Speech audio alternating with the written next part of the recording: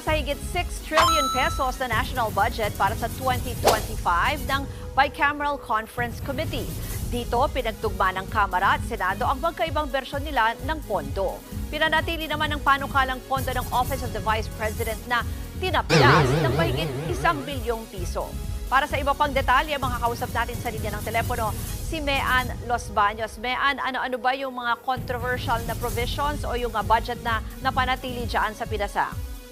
Magandang hapon, tama ka. Inaprobahan at inadopt na ng Senado at Kamara ang bicameral report para sa 2025 national budget.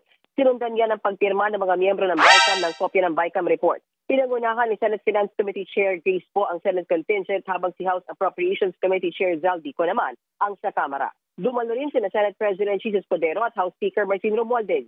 Ayon kay Senator Poe, sa isinapinal na 2025 budget, dinagdagan ng pondo para sa sektor ng kalusugan, edukasyon at disaster response.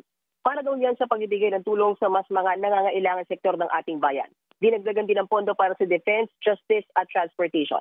Samantala, Ruth, pinanatili naman ng BICAM Committee ang Office of the Vice President budget na nasa 733 million pesos. Matatandaang mula sa 2 billion pesos, tinapyasan ng Kamara ang panukalang pondo ng OVP ng higit 1 billion pesos, bagay na nanatili rin sa bersyon ng Senado. Ruth? Mean, isa pang controversial dyan, itong yung pondo para sa AKAP. Nanatili ba yan dyan? Kasi nilagay yan ng Kamara at tinanggal ng Senado. Tama ka. Tinanggal ng Senate pagdating sa BICAM, nabalik siya ngayon, Ruth.